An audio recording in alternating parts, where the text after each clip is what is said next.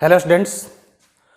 तो पिछले वीडियो में हम लोगों ने some basic concept of chemistry को स्टार्ट कर दिया था और ये लेक्चर नंबर 2 है। और पिछले वीडियो में हम लोगों ने केमिस्ट्री क्या होती है, इसके डेफिनेशन, उसके इम्पोर्टेंस और मैटर के बारे में डिटेल से हम लोग जाने थे। मैटर क्या होता है और मैटर के क्लासिफिकेशन हम लोगों ने किया हुआ था, जिसमें on the basis of physical state और on the basis of chemical composition पे हम लोगों ने बात की थी। अगला जो टॉपिक है हम लोग का वो है properties of matter and their measurements. तो हम लोग पहले प्रॉपर्टीज देखें। किसी भी मैटर के दो प्रॉपर्टीज होते हैं, physical properties and chemical properties. Physical properties क्या है? All those properties of substance which can be measured और observed without changing the identities और कंपोजिशन ऑफ सब्सटेंस। मतलब कोई भी सब्सटेंस अगर आपके पास दिया गया है, उसको आप देख करके, ऑब्जर्व करके, बिना उसके आइडेंटिटी को लूज किए हुए जो प्रॉपर्टीज आप मेजर कर सकते हैं, उसको हम लोग फिजिकल प्रॉपर्टीज बोलते हैं। जैसे एग्जांपल के लिए ये देखिए, डस्टर है। इस डस्टर को बिना इसके आइडेंटिटी को लूज किए हुए क्या क्या प्रॉपर्टीज हम मेजर कर सकते हैं। तो जैसे हम इसको लेंथ मेजर कर सकते हैं, ठीक है, इसका कितना मास है ये मेजर कर सकते हैं, इसका कलर हो गया, कुछ ये गंध देता है या नहीं देता है, ठीक है। इस प्रकार की जो प्रॉपर्टीज इस मैटर के द्वारा है, इस डस्टर के द्वारा, ये इसकी फिजिकल प्रॉपर्टीज कहलाएगा। तो हम लोग फिजिकल प्रॉपर्टीज क्या कर रहे हैं? कोई भी ऐसा प्रॉपर्टीज जो उसके बिना आइडेंटिटी को चेंज किए हुए हम मेजर कर सकते हैं, उसको फिजिकल प्रॉपर्टीज कहेंगे। जैसे कलर, कोई भी सब्सटेंस दिया है, उसको आप देख करके कलर बता सकते हैं। ऑर्डर, क्या वो कुछ स्मेल दे रहा है या नहीं दे रहा है। मेल्टिंग पॉइंट, जैसे वाटर है तो वाटर का मेल्टिंग पॉइंट कितना है, बॉइलिंग पॉइंट कितना है, ठीक है। ये एक स्टेट से दूसरे स्टेट में कन्वर्ट करने, वो भी फिजिकल चेंज ही है, ठीक है। उसके आइडेंटिटी चेंज नहीं होता है, बर्फ से पानी में, पानी से वेपर के फॉर्म में, ठीक है। तो ये सभी की सभी प्रॉपर्टीज आपको फिजिकल प्रॉपर्टीज में आ जाते हैं। अगला है केमिकल प्रॉपर्टीज। किसी भी मैटर का केमिकल प्रॉपर्टीज वो प्रॉपर्टीज होता है जिसको मेजर करने के लिए या ऑब्जर्व करने के लिए उसके आइडेंटिटी को लूज करना पड़ता है, ठीक है। एक शायर ने कहा था कि उसे परखने की कोशिश ना कर, नहीं तो वो नहीं रह जाएगा। ठीक वही बात यहाँ पे है कि अगर हम लोग किसी भी मैटर की केमिकल प्रॉपर्टीज को जानना चाहते हैं, तो फिर वो मैटर अपने पिछले फॉर्म में नहीं रह जाता है। जैसे हम जानना चाहते हैं, एक एग्जांपल के लिए लीजिए, ये हम जानना चाहते हैं कि इसको जलाने के बाद कितना हीट निकलता है। ये हम लोग जलाने के बाद पता तो कर लेंगे, लेकिन क्या ये डस्टर रह जाएगा? नहीं। हम जानना चाहते हैं कि इसको जलाएंगे तो कितना इजीली जलता है, जिसको हम लोग फ्लेमेबिलिटी कहते हैं। तो क्या जलने के बाद ये अपने ओरिजिनल फॉर्म में रह जाएगा? नहीं रह जाएगा। तो केमिकल प्रॉपर्टीज किसी भी मैटर को पता करने के लिए उसकी आइडेंटिटी को लूज करना पड़ता है, ठीक है। जैसे heat of combustion. Heat of combustion मतलब किसी केमिकल रिएक्शन के दौरान कितना हीट रिलीज किया। फ्लेमेबिलिटी, कितना इजिली कोई सब्सटेंस जल रहा है, कोई मैटर जल रहा है। रिएक्टिविटी, कितना तेजी से रिएक्ट किया या कितना स्लोली रिएक्ट कर रहा है। एसिडिटी, एसिडिटी क्या है? किसी भी बेस के लिए कितना OH नेगेटिव रिलीज किया, ठीक है। तो ये सब के सब आपको आते हैं केमिकल प्रॉपर्टीज में। अगला है आपका मेजरमेंट। मेजरमेंट हम किसी मैटर का करना चाहते हैं तो उसके लिए पहले एक टर्म आती है फिजिकल क्वांटिटी। अब ये फिजिकल क्वांटिटी क्या होता है? देखिए, फिजिकल क्वांटिटी होती क्या है? Anything which we can measure. कोई भी ऐसा चीज जिसको हम मेजर कर सकते हैं, उसको हम लोग फिजिकल क्वांटिटी कहते हैं। जैसे जब हम लोग साइंटिफिक स्टडी कर रहे थे, तो उसके दौरान जो कुछ भी क्वांटिटी आते गया अपने रिक्वायरमेंट के अनुसार, तो उसको हम लोग फिजिकल क्वांटिटी में काउंट करते गए। जैसे हम जानना चाहते हैं कि इसका मास कितना है, तो ये जो हम लोग वर्ड इस्तेमाल कर रहे हैं मास, या फिर इस रूम की लेंथ कितना है जानना चाह रहे हैं, तो ये जो लेंथ वर्ड इस्तेमाल कर रहे हैं, ये क्या है? ये physical quantity. Physical quantity refers to the result of measurement operation. Actually में क्या है कि फिजिकल क्वांटिटी हम लोग किसको कहते हैं, कोई भी मेजरमेंट ऑपरेशन जब हम लोग कर लेते हैं तो उसका रिजल्ट क्या हुआ। जैसे इस रूम की लेंथ 10 मीटर है, तो ये जो 10 मीटर है ये आपका फिजिकल क्वांटिटी, इसका लेंथ बता रहा है। ठीक है, तो फिजिकल क्वांटिटी जब दो चीजों को मिलाएंगे, फिजिकल क्वांटिटी क्या है जी, न्यूमेरिकल कोएफिशिएंट और इसके बाद यूनिट, इन दोनों को ऐड करने के बाद हम लोग फिजिकल क्वांटिटी वहां पे बताते हैं। जैसे मान लीजिए कि लेंथ है, लेंथ, तो लेंथ जो है इसको हम लोग लिखते हैं 100 मीटर, 100 मीटर लिख दिए। तो ये जो फिजिकल क्वांटिटी है लेंथ, इसका ये रिजल्ट बता रहा है। तो रिजल्ट में क्या है, ये आपका क्या है, ये एक न्यूमेरिकल कोएफिशिएंट है और ये क्या है आपका यूनिट है, ये यूनिट है, ये है आपका न्यूमेरिकल कोएफिशिएंट। जैसे हम बोले 100 केजी, तो 100 केजी क्या है, ये मास है। तो मास जो होगा, ये मास आपका फिजिकल क्वांटिटी है जिसका रिजल्ट आपको बता रहा है दो चीजों को मिला करके। ये 100 एक आपका न्यूमेरिकल वैल्यू है और दूसरा क्या है, यूनिट। ठीक है, इसी प्रकार से हम लोग जितने भी क्वांटिटीज लेते हैं, वैसे एसआई यूनिट ने 7 बेसिक क्वांटिटी बता दिया है। टाइम के लिए, टाइम के लिए जैसे आपको दिया हुआ है 5 मिनट, तो 5 मिनट में भी क्या है, ये क्या हो गया, ये आपका न्यूमेरिकल कोएफिशिएंट है और ये आपका यूनिट है। तो अब बात करते हैं कि यूनिट आखिर क्या होता है। यूनिट जो है the standard of reference chosen to measure any physical quantity, किसी भी क्वांटिटी को मेजर करने के लिए एक स्टैंडर्ड रेफरेंस बनाया गया है। जैसे आप बाजार में जाते हैं 1 केजी चीनी लाने के लिए, तो 1 केजी जो देता है, आप देखिएगा एक मेजरमेंट का लोहे का कुछ बना रहता है जिसमें 1 केजी लिखा रहता है। तो वो आखिर रेफरेंस कहाँ से लिया गया, एक स्टैंडर्ड रेफरेंस बनाया गया है। ठीक है, 1 मीटर, जैसे मैं इसकी बात करूं तो ये आपका 1 मीटर है। ठीक है, तो ये 1 मीटर हम कैसे मान ले कि 1 मीटर है। किसी ने कहा कि नहीं ये 2 मीटर है, तो मैं उससे बहस थोड़ी ना करूंगा, लेकिन स्टैंडर्ड रेफरेंस बनाया गया है कि इतना जो लेंथ होगा, इस लेंथ को हम लोग स्टैंडर्ड 1 मीटर बोलेंगे। तो इसी प्रकार से अगर हम लोग रूम की लंबाई की बात करें तो हम कहते हैं कि 10 मीटर इस रूम का लंबाई है। तो 10 मीटर लेंथ हम लोग किस बेसिस पे कह रहे हैं, हम इस बेसिस पे कह रहे हैं कि 1 मीटर का जो है वो स्टैंडर्ड रेफरेंस बनाया गया है, वो उससे 10 गुना ज़्यादा है। ठीक है, आपसे कोई कहा कि आप 10 केजी चीनी लेके आइए, तो 10 केजी चीनी लेके आइए मतलब 1 केजी का रेफरेंस होगा, उसी से 10 गुना ज़्यादा आप लेके आएंगे तो 10 केजी हो जाएगा। बात समझ में आ रही है। अब देखिए यहाँ पे वही बात कर रहे हैं, अगर हम फिजिकल क्वांटिटी कुछ भी मान लीजिए कि हमारे पास मास जो है वो केवल 100 लिख ले, तो अगर 100 हम लोग केवल लिखते हैं तो ये 100 आपका अधूरा है।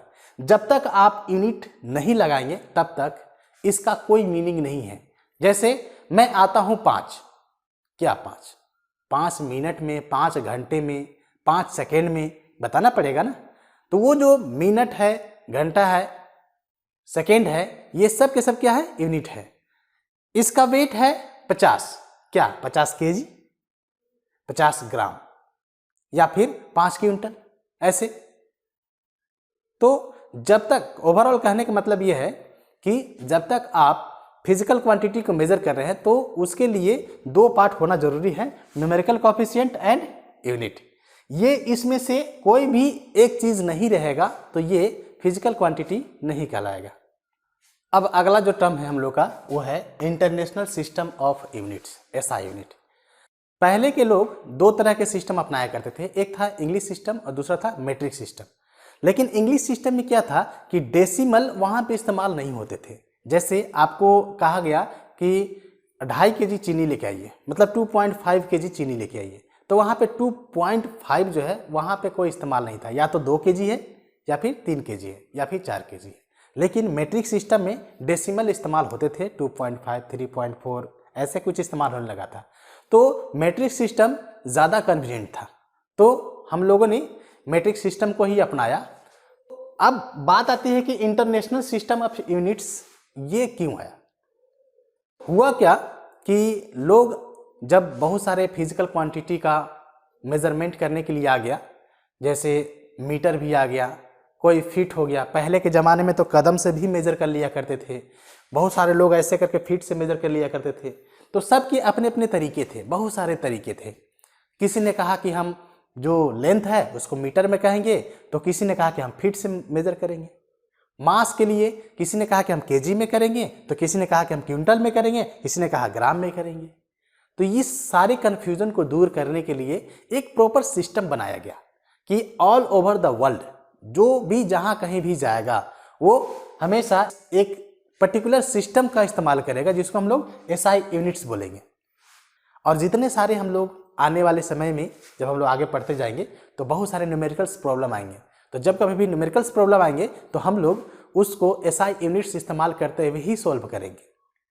ठीक है, तो ये general conference of weight and measure एक सिस्टम है जिसने ये डिसाइड किया कि कुछ यूनिट्स जो फिक्स रहेंगे वो ऑल ओवर द वर्ल्ड इस्तेमाल किया जाएगा और सभी कोई उसी में मेजर करेंगे। जैसे लेंथ के लिए मीटर है तो मीटर आपका SI यूनिट होगा जो कि फिक्स रहेगा। ठीक है, पहले 3 तरह के यूनिट्स बनाए गए थे। पहला था फंडामेंटल यूनिट्स। फंडामेंटल यूनिट्स क्या थे? तो लेंथ, मास एंड टाइम, ये आपका फंडामेंटल यूनिट्स थे। लेकिन इतने से ही सारा मेजरमेंट कर लेना पॉसिबल नहीं था। तो SI सिस्टम ने ये डिसाइड किया कि कुछ ऐसे बेसिक फिजिकल क्वांटिटी का मेजरमेंट कर लिया जाए जिससे सारा कुछ हम लोग कर सकते हैं। तो ऐसा जब देखा जाने लगा तो 7 जो थे बेस फिजिकल क्वांटिटी जो है वो मेजर किया गया, जिसके लिए SI यूनिट डिसाइड किया गया। वो कौन कौन से थे देखते हैं हम लोग। ये आपको 7 बेसिक SI यूनिट्स हैं। क्या क्या है जी? Length, mass, time, electric current, temperature, amount of substance and luminous intensity.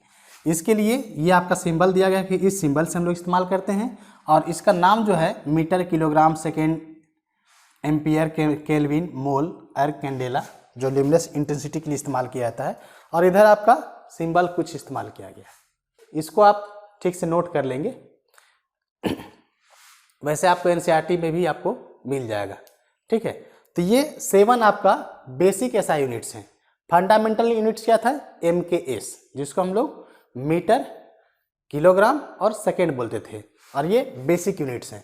अब जितने भी मेजरमेंट हैं, जैसे वॉल्यूम हो गया, तो मान लीजिए इस रूम का वॉल्यूम निकालना है तो हम लोग वॉल्यूम कैसे निकालते हैं? उसके लिए लेंथ भी लेते हैं, ब्रेड्थ भी लेते हैं, इसके बाद फिर हम लोग हाइट भी लेते हैं। तो हम लोग हर किसी को मीटर में ही देखेंगे, लेंथ के लिए भी मीटर, हाइट के लिए भी मीटर, ब्रेड्थ के लिए भी मीटर। एरिया आपको निकालना है तो लेंथ इंटू ब्रेड्थ, ऐसे एरिया निकलता था। तो लेंथ को हम लोग वो भी मीटर में, ब्रेड्थ भी मीटर में, तो ये दोनों को मल्टीप्लाई करके एरिया निकाल लेते हैं। तो ये जो हम लोग निकाल रहे हैं वॉल्यूम का, एरिया का, इसके अलावा और भी बहुत सारे हैं। तो सब के सब क्या है? इसी के इस्तेमाल से बहुत सारे यूनिट्स बनाए गए हैं। तो जो बेसिक यूनिट्स के इस्तेमाल से बहुत सारे यूनिट्स बनाए गए हैं उसको हम लोग डेराइव्ड यूनिट्स बोलते हैं। क्या बोलेंगे जी? Derived units. अब देखिए derived units, all other units can be derived from the basic units are called derived units. Derived units हम लोग उसको बोलते हैं जो बेसिक यूनिट्स को इस्तेमाल करके हम लोग निकालते हैं। जैसे एरिया है तो एरिया के लिए क्या होगा? Length into breadth. तो लेंथ के लिए भी हम लोग मीटर, ब्रेड्थ के लिए भी मीटर में ही मेजर करते हैं। तो दोनों को हम लोग जब करेंगे तो यहाँ पे क्या हो जाएगा? Metre square. तो एरिया का क्या यूनिट हो गया जी? मीटर स्क्वायर, जो कि 7 बेसिक यूनिट्स में नहीं था, लेकिन अब एक नया सा यूनिट हम लोगों ने यहाँ पे डिराइव किया, एरिया का मीटर स्क्वायर। तो अब क्या होगा? ये डिराइव यूनिट है। उसी प्रकार से वॉल्यूम, वॉल्यूम के लिए क्या कहते हैं? Length, breadth, height. तो ये तीनों को हम लोग मीटर में ही मेजर करें तो ये मीटर क्यूब। इसी प्रकार से डेंसिटी, मास पर यूनिट वॉल्यूम। ठीक है, तो मास को केजी में, वॉल्यूम हम लोगों ने अभी भी मीटर क्यूब निकाला था, तो केजी पर मीटर निकाल सकते हैं। ठीक है, इसी प्रकार से एक और स्पीड भी है, डिस्टेंस बाय टाइम। तो डिस्टेंस को भी हम लोग लेंथ के रूप में ही मेजर करते हैं, तो ये मीटर हो जाएगा और ये एस हो जाएगा। एस किसके लिए? टाइम के लिए, तो मीटर पर सेकेंड। तो ये सारे के सारे जितने भी यूनिट्स हैं सबके क्या है? डेराइव्ड यूनिट्स है। कुछ छोटे छोटे टर्म्स हैं, जैसे mass, amount of matter present in substance. कोई भी सब्सटेंस है उसमें कितना अमाउंट मैटर का प्रेजेंट है वो उसका मास कहलाता है। जैसे ये डस्टर है तो इस डस्टर में कितना मैटर प्रेजेंट है इसको हम लोग मास कहेंगे। और ये इसका मास जो होता है हमेशा फिक्स होता है, कांस्टेंट होता है। आप कहीं पे भी चले जाइए इसका मास हमेशा कांस्टेंट रहेगा। आप चाहे अर्थ सरफेस पर रहिए या चांद पे रहिए या स्पेस में जाइए या फिर कहीं पे भी जाइए, मास कभी चेंज नहीं करता है। वहीं पे दूसरा जो है वेट। वेट क्या होता है? Weight is force exerted by gravity on an object. किसी भी ऑब्जेक्ट के ऊपर जो मास होगा उसमें एक्सेलरेशन ड्यू टू ग्रेविटी कितना लग रहा है। जैसे हम लोग जो अपना वेट मेजर करते हैं वो एक्चुअली में अपना वेट नहीं होता है, वो हम लोग एक्सेलरेशन ड्यू टू ग्रेविटी के साथ हम लोग मेजर करते हैं। तो जो हम लोग का मास है वो मास एक्चुअली में ना होकर के वो वेट होता है। जो जनरली हम लोग जो बोलते हैं ना कि हमारा वेट जो है 50 केजी है, रॉन्ग है। ये 50 केजी इंटू 9.8 करेंगे तो वो न्यूटन में निकल जाएगा। तो वेट जो होगा, हम लोग जो कुछ भी मेजर करते हैं वो वेट ही होता है, जो कि न्यूटन में उसका यूनिट होना चाहिए, ना कि केजी में। ठीक है, तो वैसे तो जितने सारे ऑब्जेक्ट हम लोग मेजर करते हैं मास के रूप में कि इतना केजी है, 1 केजी है, 2 केजी है, वो एक्चुअली में उतना केजी नहीं है। जैसे अगर कोई ऑब्जेक्ट है उसका मास 1 केजी है, मान लीजिए आप चीनी लेने गए और उसका मास 1 केजी है, तो वो एक्चुअली में 1 केजी नहीं है। वो कितना है? वो है 9.8 न्यूटन। एक्चुअली वो वेट है ना कि मास। ठीक है, तो वेट और मास में क्या डिफरेंस हुआ? ये हमेशा फिक्स रहेगा। कितना अमाउंट मैटर का प्रेजेंट है उसको हम लोग मास बोलते हैं, और उसी मास पे जब एक्सेलरेशन ड्यू टू ग्रेविटी लगने लगता है तो उसको हम लोग वेट बोलते हैं। अब एक्सेलरेशन ड्यू टू ग्रेविटी अलग अलग जगहों पे बदलती रहती है। जैसे स्पेस में जाएंगे तो कुछ और होगा, अर्थ सरफेस पे कुछ और है। तो कहने का मतलब क्या है कि वेट कभी भी फिक्स नहीं रहता है, ये one place to another place ये चेंज करते रहेगा, ये वेरी करते रहेगा। ठीक है, अगला टर्म है वॉल्यूम। वॉल्यूम क्या होता है? वॉल्यूम होता है space occupied by any substance. कोई भी सब्सटेंस के द्वारा कितना स्पेस ऑक्युपाई किया गया है। जैसे मैं अपना वॉल्यूम देखूं तो हमारे बॉडी के द्वारा कितना स्पेस ऑक्युपाई किया गया है, ये हमारा वॉल्यूम हो गया। हम लोग कंटेनर की बात करें कि कोई कंटेनर है उसमें उसका कितना वैल्यू है, तो एक्चुअली उस कंटेनर की कैपेसिटी होती है। जैसे यहाँ पे देखेंगे available space in container is called its capacity. उस कंटेनर में जितना भी अवेलेबल स्पेस होगा उस कंटेनर की कैपेसिटी है। एंड इनर वॉल्यूम हम लोग उसको कह सकते हैं। अगला जो टर्म है वो है टेम्परेचर। टेम्परेचर क्या होता है? डिग्री ऑफ हॉटनेस और कोल्डनेस। कोई भी ऑब्जेक्ट कितना हॉट है कितना ठंडा है वो टेम्परेचर होता है। ठीक है, अब इसको मेजर करने का 3 आपको कॉमन स्केल बनाया गया है, डिग्री सेल्सियस, डिग्री फ़ारेनहाइट और डिग्री केल्विन। ठीक है, लेकिन एसआई यूनिट्स जो हम लोग न्यूमेरिकल्स बनाने के लिए इस्तेमाल करेंगे वो डिग्री केल्विन में करेंगे। ये एसआई यूनिट्स है, हम लोगों ने देखा भी था 7 बेसिक यूनिट्स में। ठीक है, तो अब देखिए इसको एक दूसरे में कन्वर्ट करने का भी तरीका है। आपको कहीं डिग्री सेल्सियस में दिया हुआ है और उसको चेंज करना है डिग्री केल्विन में, तो जितना डिग्री सेल्सियस दिया है 273 ऐड कर देंगे तो वो डिग्री केल्विन में बदल जाएगा। उसी प्रकार से डिग्री सेल्सियस में दिया हुआ है, फ़ारेनहाइट में आपको चेंज करना है तो ये 32 जोड़ करके आप ला सकते हैं। तो यहाँ से वाटर के लिए क्या है, तो वाटर के लिए फ्रीजिंग पॉइंट या मेल्टिंग पॉइंट कह लीजिए। मेल्टिंग पॉइंट 0 डिग्री सेल्सियस है, उसी समय फ़ारेनहाइट जो होगा वो 32 होगा। ठीक है, उसी समय जब डिग्री केल्विन में देखें तो 273। ये तीनों एक दूसरे के पैरेलल हैं यानी कि बराबर हैं। तो अगर आपसे पूछा जाए कि वाटर का मेल्टिंग पॉइंट फ़ारेनहाइट में कितने हैं, तो फ़ारेनहाइट में कितना का मेल्टिंग पॉइंट? 32 degree Fahrenheit. और अगर आपसे पूछा जाए कि मेल्टिंग पॉइंट डिग्री केल्विन में कितना है, तो ये 273 डिग्री। ठीक है, वाटर के लिए वही बॉइलिंग पॉइंट देखा जाए तो 100 डिग्री सेल्सियस जो जनरली हम लोग इस्तेमाल करते हैं। लेकिन अगर डिग्री केल्विन में पूछा जाए तो 373 डिग्री सेल्सियस, और वहीं पे अगर वाटर के लिए फ़ारेनहाइट में पूछा जाए तो 212 डिग्री फ़ारेनहाइट होगा। ठीक है, ये 3 स्केल हैं और तीनों स्केल को हम लोग फ्रिक्वेंटली इस्तेमाल करते हैं, लेकिन जनरली एसआई यूनिट आपका डिग्री केल्विन में है, तो जहाँ कहीं भी डिग्री सेल्सियस रहता है उसको हम लोग डिग्री केल्विन में चेंज कर लेते हैं। ये कन्वर्जन याद रखेंगे आप लोग। अगला टर्म है साइंटिफिक नोटेशन। अब ये देखिए, साइंटिफिक नोटेशन एक तरीका है जिससे हम लोग बड़े बड़े नंबर्स को एक छोटे से रूप में हम लोग कर लेते हैं। जैसे हम लोग जानते हैं कि केमिस्ट्री जो है ये एटम्स एंड मॉलिक्यूल्स का ही पूरा स्टडी होता है। तो हम लोग 2 ग्राम केवल हाइड्रोजन का देखें तो उसमें कितने सारे एटम्स होते हैं हाइड्रोजन का, तो एवोगाड्रोस नंबर के बराबर। और एवोगाड्रोस नंबर में क्या होता है, आप 10⁻23 करते हैं, वो उस समय ये सिस्टम नहीं आया था कि 10⁻23 करें, वो आपको 00023 बैठाइए, ठीक है। तो इतने लंबे चौड़े नंबर के साथ में मल्टीप्लिकेशन, एडिशन, सब्सट्रैक्शन, एक वर्ड में कहें तो कैलकुलेशंस करना बहुत ही डिफिकल्ट काम था। तो साइंटिस्टों ने एक नया तरीका निकाला कि जो बड़े बड़े नंबर आपको दिए हुए, जैसे आपको मान लीजिए कि दिया हुआ है 5700000 ऐसे दिया, या फिर कोई नंबर ऐसा दिया हुआ है 0.000045 ऐसा, ठीक है। तो देखने में ऐसा लग रहा है, अगर आप इसको इतने लंबे चौड़े नंबर के साथ में कैलकुलेशंस करेंगे तो थोड़ा डिफिकल्ट होता है। तो लोगों ने क्या किया, इसका एक नया तरीका निकाला। क्या तरीका निकाला कि इसको लिखने का जो तरीका होगा कि ये 5.7 × 10⁻10 कर दिया। अब इसी को लिखना होगा,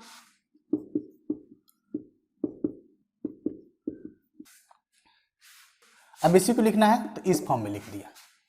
इसका मतलब ये है कि कोई भी बड़ा सा नंबर है, उस नंबर को n × 10⁻n के फॉर्म में यहाँ पे प्लस माइनस हो सकते हैं, ठीक है। इस फॉर्म में बड़े से नंबर को लिखने के तरीके को हम लोग साइंटिफिक नोटेशन कहते हैं। तो इसको हम लोग डिफाइन कैसे करेंगे, इसको डिफाइन हम लोग इस प्रकार से करते हैं, exponential notation in which any number can be represented in the form of n × 10⁻n where n is exponential having positive और नेगेटिव वैल्यू। और ये कैपिटल N कितना वैल्यू होगा जी, तो capital N carry between 1 to 10। अब देखिए, decimal को अगर आप राइट की तरफ शिफ्ट करेंगे तो n का वैल्यू नेगेटिव में बढ़ेगा, ठीक है। और अगर आप उसी डेसिमल को लेफ्ट की तरफ मूव कराएंगे तो आपको n का वैल्यू पॉजिटिव में बढ़ेगा। जैसे आपको यहाँ पे दिया हुआ है, ये दिया हुआ है डेसिमल यहाँ है, तो डेसिमल है तो क्या है 1 2 3। जनरली इसको नॉन जीरो के बाद एक डेसिमल लगाते हैं, तो 4.8 × 10⁻। अब देखिए क्या लिखेंगे, इसको हम लोग किधर शिफ्ट कर रहे हैं, राइट की तरफ। जब इसको राइट की तरफ शिफ्ट करेंगे तो राइट की तरफ शिफ्ट करेंगे तो क्या होगा, नेगेटिव में बढ़ेगा। तो 10⁻, कितना हुआ 1 2 3, तो ये -3 लिखेंगे। जब हम लोग राइट की तरफ शिफ्ट करें तो नेगेटिव में वैल्यू बढ़ते जा रहा है। इसी प्रकार से अभी डेसिमल यहाँ पे होगा। अब देखिए 1 2 3 4, तो ये हम लोग लिख सकते हैं 2.34 × 10⁻। अब देखिए हम लोगों ने क्या किया, इसको लेफ्ट की तरफ शिफ्ट किया, तो 10⁻, कितना लिखेंगे, ये लिखेंगे 4, इसको लिखेंगे 10⁻4। अब इसके लिए ये भी क्या होगा, डेसिमल यहाँ रहा होगा, तो हम लोग इसको लिखेंगे 8.008 × 10⁻। अब देखिए इसको हम लोग लेफ्ट की तरफ शिफ्ट कर रहे हैं तो हम लोग क्या करेंगे 10⁻3 कर देंगे। अब देखिए इसके लिए तो ये 3 है, तो हम यहाँ पे रहा होगा, तो इसको फिर से 1 2 3, तो इसको हम लिख सकते हैं 5.0 × 10⁻3। तो जब डेसिमल को लेफ्ट की तरफ हम लोग मूव कराएंगे तो पॉजिटिव में वैल्यू इंक्रीज करेगा, और डेसिमल को राइट की तरफ मूव कराएंगे तो वो नेगेटिव में वैल्यू बढ़ेगा। तो इस प्रकार से आप साइंटिफिक नोटेशन में बड़े बड़े नंबर को छोटे से फॉर्म में लिख सकते हैं। अब यहाँ पे देखिएगा, साइंटिफिक नोटेशन के लिए हम लोग एडिशन, सब्सट्रैक्शन या फिर मल्टीप्लिकेशन, डिवीजन कैसे करते हैं। तो हम लोग क्या करते हैं कि जब एडिशन और सब्सट्रैक्शन करना होता है तो इस एक्सपोनेंट जो यहाँ पे दिया हुआ है इसको हम लोग ध्यान देते हैं।